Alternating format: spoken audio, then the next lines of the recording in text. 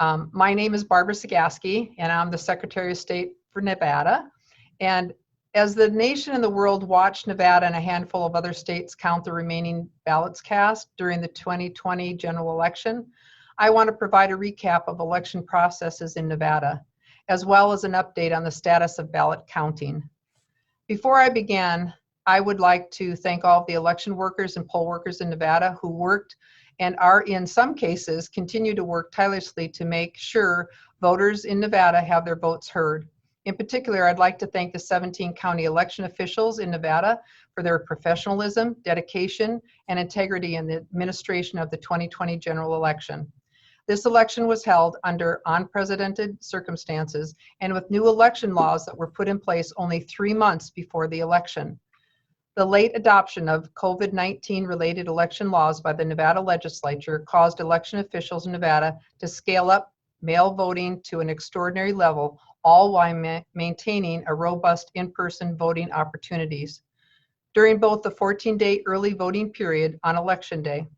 To all Nevada's election officials, election workers, poll workers, I want to say thank you. Next, I'd like to address my role in the election processes in Nevada. Under state law, I am the chief election officer and I am responsible for the execution and enforcement of all federal and state election laws in Nevada. In this role, I oversee the administration of elections in Nevada while working closely with the 17 county election officials. Importantly, I do not write or adopt election laws. That is the role of the Nevada legislature. Instead, I have a sworn duty to uphold the law and administer elections in accordance to the law adopted by the Nevada legislature and signed by the governor. Many voters have expressed concerns about the legislation, Assembly Bill 4, that required election officials in Nevada to send a mail ballot to all active registered voters in Nevada. I myself also had concerns about this bill, and I opposed its passage during the 32nd special session of the Nevada legislature. Very few states took the extraordinary measure that Nevada did to automatically mail a ballot to all the registered voters in the state. Instead, most states expanded vote by mail opportunities, but stopped short of automatically sending a ballot to all registered voters. As was shown earlier this week, states that did not automatically mail ballots to voters were able to administer successful elections in the middle of a pandemic. Assembly Bill 4 was duly passed by both houses of the Nevada legislature and signed by the governor. I took an oath upon being elected Nevada Secretary of State to uphold the law and administer elections in accordance with the rules and procedures adopted by the Nevada legislature. I take this oath seriously, which is why I administered the 2020 general election pursuant to the prescriptions of Assembly Bill 4, despite my opposition to the measure. Now I'd like to turn time over to Wayne Thorley, who is the Deputy Secretary of State for Elections, to provide an update to the status of ballot counting in Nevada, including the number of ballots remaining to be counted. However, before I finish, I'd like to remind everyone that this is not the job of election officials to call an election for one candidate or another while ballots are still being counted. Media outlets may call an election one way or another before all the ballots have been counted, but Nevada election officials will continue to count ballots until the job is done. Only then will the canvass and certification process take place and a winner be declared. Wayne? Thank you, Madam Secretary. Statewide, approximately 124,500 ballots remain to be counted. This total can be largely broken into two groups.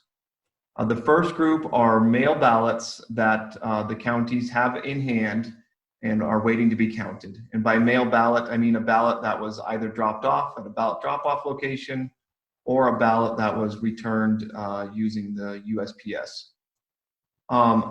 There are approximately 58,000 ballots in hand statewide remaining to be counted for mail ballots. The other portion are ballots that were cast by voters that registered to vote using same-day voter registration at a polling location. So these are voters who either registered to vote for the first time at a polling location, so they're brand new registrants, or voters who made an update to their voter registration information at a polling location, such as a change of address. There are 66,500 approximately ballots remaining to be counted from voters who cast a ballot using Nevada's same-day voter registration laws. So you add the 58,000 mail ballots remaining to be counted statewide to the 66,500 same-day voter registration ballots remaining to be counted, and you come up with 124,500 ballots remaining to be counted. It's important to note that 90% of the remaining ballots to be counted are in Clark County. So while all the counties have ballots remaining to be counted, the vast majority of the ballots that remain uncounted are in Clark County, and election officials in Clark County are actively counting ballots.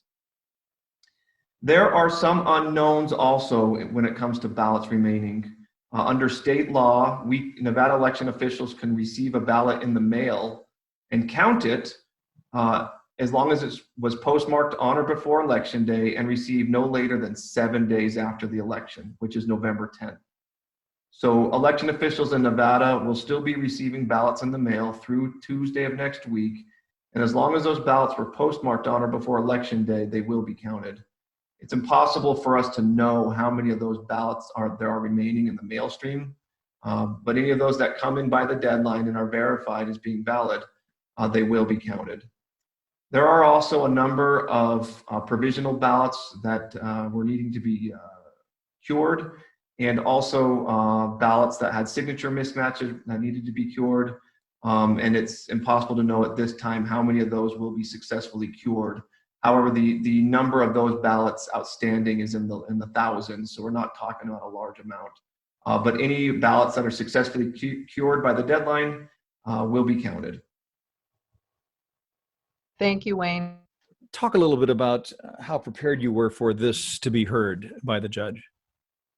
Well, first of all, and Wayne can chime in here, but we didn't have much time. Our attorneys did not have a lot of time to prepare for this. They had to have their motions in by noon today, and the hearing was at 2 o'clock. So it was a very hurried process, but we did well. Today, the judge denied the request for an injunction that would have prevented the use of the Agilis machine to verify signatures on the ballots in Clark County.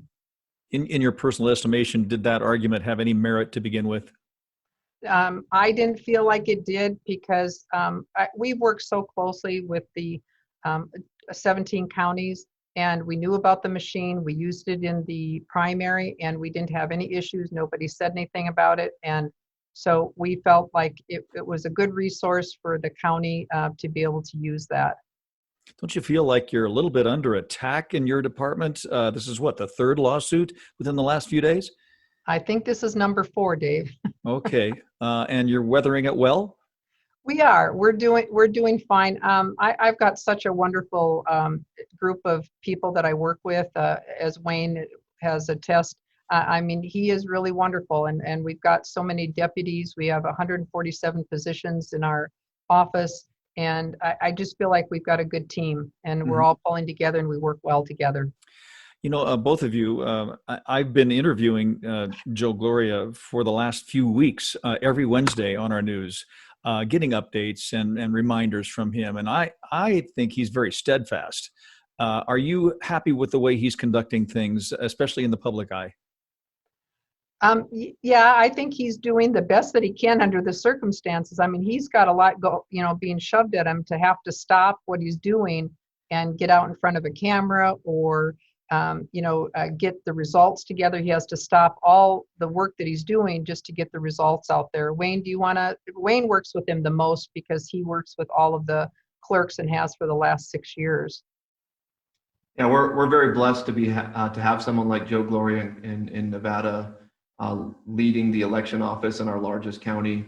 All the election officials in Nevada, all 17 county election officials do amazing work. And we're very grateful that we can work so closely with them in elections to make sure voters can participate and have their voice heard. Wayne, did you ever think, did your temporary boss there, Barbara, ever think that that you would be at the center of this hurricane of attention because of this election?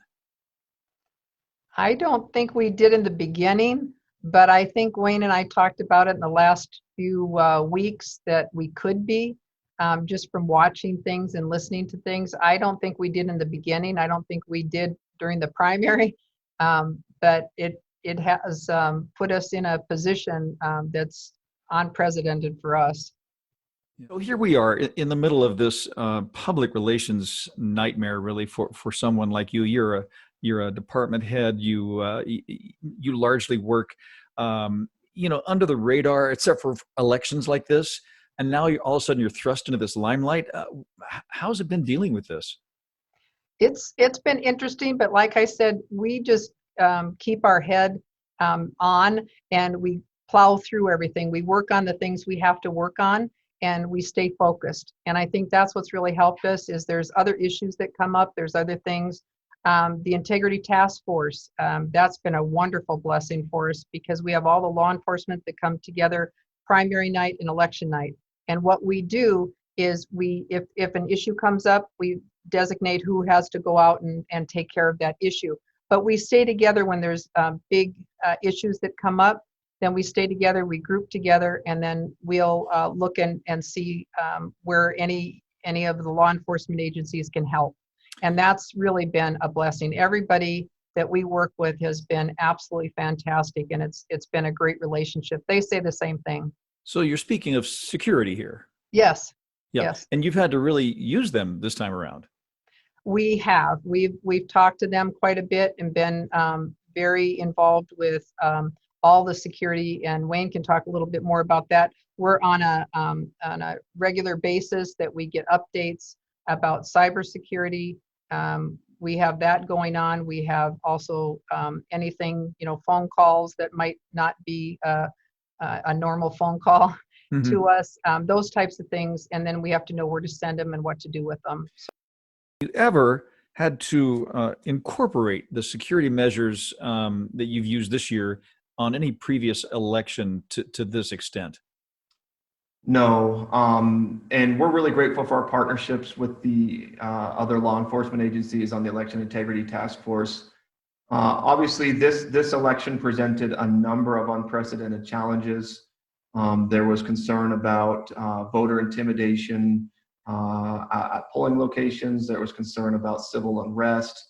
Of course, our main concern was that all voters would be able to cast a ballot safely and free of undue influence. So there was a lot for us to be concerned about and prepare about. And that's just on the physical security front. On the cybersecurity side, there remains threats to election infrastructure that we have to deal with. So from both a cyber front and a physical security front, we had to put a lot of work into this election. Barbara, you expressed a little bit of frustration in your statement about the original legislation that prompted lawmakers to send out a mail-in ballot to all available voters. Why do you feel that way? Well, the bills, and both of them, there was one in the 2019 AB 345. I hope I got the number right, Wayne. And Yes. then the special session brought us AB 4. AB 4. And the issues were, number one, we were not talked to or discussed any at all. They did not discuss with us the upcoming legislation. I saw the hard copy an hour before, as some of the other legislators did, and we did give our feelings and what we thought was wrong with the bill, gave our information to no avail. But the thing that bothered me the most is it was exactly like the lawsuit that was going to be lodged against us, and all they did was take everything out of there and put in. The ballot harvesting was the hardest thing for me in that bill, because one day it was a felon to ballot harvest, and the next day it's taken away. And that has been really hard for me, because I did ask for a regulation, emergency regulation, that would help us with making people sign up and put the information on a piece of paper, turn it in and tell us who they got to do it, where they brought the ballots, those types of things. And we were not allowed to have any of that. Hmm. So, if I could say in summary, you felt like you weren't your office's considerations were not appreciated during the formation of this legislation. We were not included. Hmm. Absolutely. But you've been dealing with it. Talk Yes. about how you're being a good civil servant. You're making it work. So how hard has that been? Well, as I stated in my statement, we only had so many months to get everything in place and do it once the special legislation came out. And so everybody had to work really hard. And that's when Wayne, I mean, he just did such a superb job working with the 17 counties, making sure they had everything they needed. I mean, we even got hand sanitizer for the counties that needed it. We tried everything we could to help them out with what the new requirements were. And I tell you, it was a team effort. We all came together, everybody did it. But unfortunately, I think that's part of the problem with what we're looking at today for the elections is that bill gave more time. And I think it's caused a little bit of the confusion that we're seeing in Nevada now. Well, the bill gave more time, but it certainly requires more time now. Is Oh, that? absolutely. Yeah, no, it did. But that's why I'm saying this was probably not a good time to put in new legislation at the last minute. And that's what happened. And then we're seeing the consequences of that piece of election Mhm. law. We talked a little bit earlier on the phone about a certain former functionary of the government, Mr. Laxalt, and he was part of the party that came forward yesterday or the day before, I believe, in a press conference outside the election department in Clark County. Um, Again, no indication from these guys that they were going to. They didn't talk to you at all about whether they were going to go forward with this lawsuit or not. Was that hard for you to take?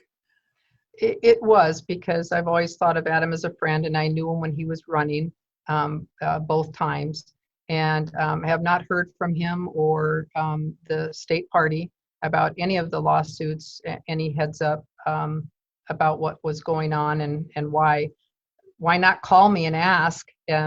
Wayne and Jennifer put on the myths and truths on the website because there were statements that were not true and not accurate that were out there. And so they put that on to make sure that people knew from us what the truth was and what the myth was, because we got so many phone calls on a regular basis. I mean, I can't even imagine how many calls our staff gets on a regular basis. But when things are said, people call more to find out if they're true or what they need to do if it is true. And then we're able to set them straight and tell them what the real truth is on it. So it's hard. It is hard. You've been inundated with phone calls and requests to speak about this issue with the election. You've been rather quiet. Why is that? Well, we've been busy, number one. We've had the lawsuits to deal with. We have other things that are going on. There are investigations that are still ongoing. And so we, like I said, we keep our head down, we keep going. And, there wasn't any reason for me to come out before now to say much of anything. I think everything's been mostly said. We wanted to find out the numbers. We wanted to see where we were before we came out and talked about it. So I think we're doing the right thing, and the timing is it was good for us to come out now and explain it, especially after this last lawsuit. Yeah, I know you're proud of all your workers, and given all the considerations that we talked about here just in the last 15 minutes, do you think this is being handled about as best as it could be? Yes, I do. I mean, and Wayne can talk to this again. He's the election deputy through all of this, through the legislature, through the monthly and now weekly and daily calls that we get with our 17 counties. I think they're all doing the jobs that they can do. The two largest counties, Washoe and Clark, are appointed by their county commissioners. The other 15 are all elected. So that's, everything that we've done is all been done within 3 months of the legislation that was passed. And I think that should be commended as well. and just finding new people and going through the training. And especially in Clark, they had a really rough, I think a rough time, because there were a lot of people they depended on early on were older, and a lot of them did not want to work the polls because of the virus. And we totally understand that. So you had a lot of more training to do in this arena. Wayne, do you want to comment on it? Yeah, the work that election officials in Nevada did to pull this election off was amazing. The circumstances were completely unprecedented.